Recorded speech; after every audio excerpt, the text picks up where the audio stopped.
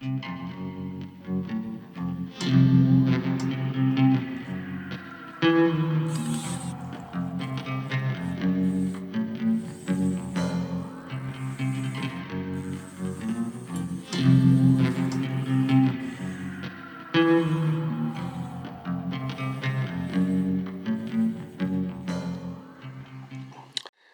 so welcome to my third video in my series of favorite flies of the north.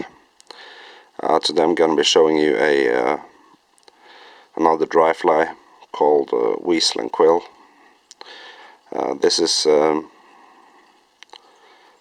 little pattern that's good early on. This is a good pattern for imitating mosquitoes and also a couple of mayflies. So the first thing I'm going to tie in is the wings. These are hen hackle tips, and they are about a hook length long. And I don't trim this or anything, I just tie them in as is, and yeah, that looks good. We're gonna raise these one after we're done placing down the body. So I'll just trim off the waist ends. I trim them in, try to get them in a tapered fashion in order to get the body more even. This fly is gonna have a stripped peacock quill body. So whereas the tail of this fly is weasel tail. Very nice and long, stiff fibers. And this is the very tip, the black tip of the weasel tail. Alright, so I've taken out about a dozen fibers here, and I just like to take them out and sort of try and make them a little bit equal in length, but you know, they doesn't have to be perfect. These as well should be just about a hook length long. Tie them in on top of the hook and just follow back with a few good turns. Right, now it's time for the body material, which is peacock quill, and you can just try and tie this one down. I like to try and get this one a little bit underneath, just sort of even it out and hide away the tie-in point. Right, now it's starting to get up here. I can take out these butt ends from the tail fibers and trim them off as well, like that.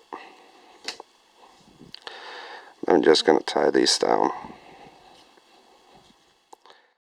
Right, so now I'm going to place down the super glue, which I'm going to lay over the thread.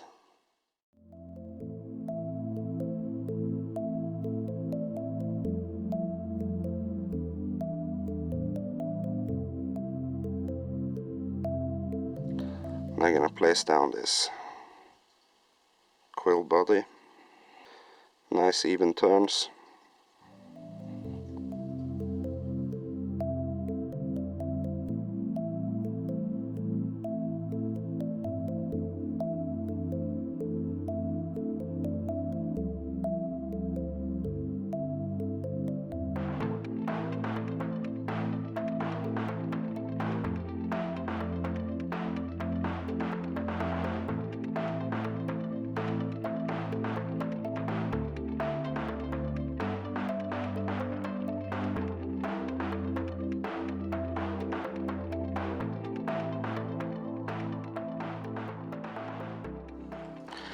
Alright, so now I can remove my hackle pliers,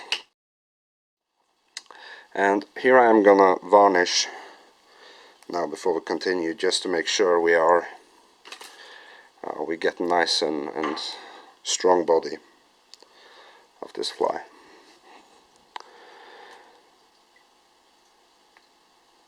And you should always do this with when you use Peacock quill bodies. Now just gonna let that dry. Alright, so now the varnish is dry. We can go in and trim this one off. I'll leave a little tag so I have something extra to tie in. What I do now is that I pull the wing up, because now we're gonna start raising the wing and spreading the wing out. So how I like to do this is to go in with my dubbing needle and just first spread them to the side like that, and then I take my thread in between and I start doing this.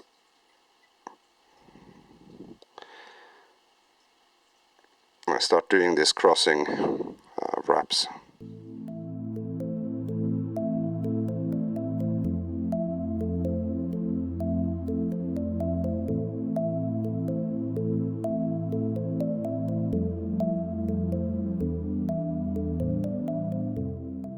Two or three times should be enough, because so there's one more thing to help keep the wings separated, and that is the hackle. And as you can see, I have trimmed the barbs of the point that I'm gonna tie in instead of stripping. You know, if you're gonna make durable flies, make sure you trim these fibers and you don't just strip them off, as it's very tempting, but it makes the stem so much more. We got a few fibers there, I'm gonna trim them off. It makes the stem so much more slippery. You basically made sure that this stem can never be pulled out. So next is the dubbing for the thorax, which is black superfine dubbing. And I'm just dubbing very light here because I don't want to build up that much. I just want this to cover up my tying thread, and also to create a cushion for the hackle to rest in. I got myself a little bit back. You know, leave it good. I leave at least like 1/3 of the hook shank for the hackle.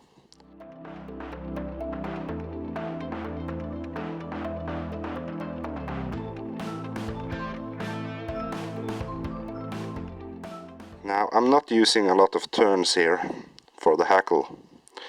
As you can see, this is one, then I come up with the second turn, and the third turn is straight in front of the wing, and then one more turn, and that's a total of 4 turns of hackle, and that is plenty. You know, your fly won't float better just because you use 8 or 10 turns of hackle. Alright, just create a nice little head, pull that one off, or preferably trim it off with your scissors. Alright, so then for the last part of this fly, which is to just finish it off, tying off the thread with a few half hitches.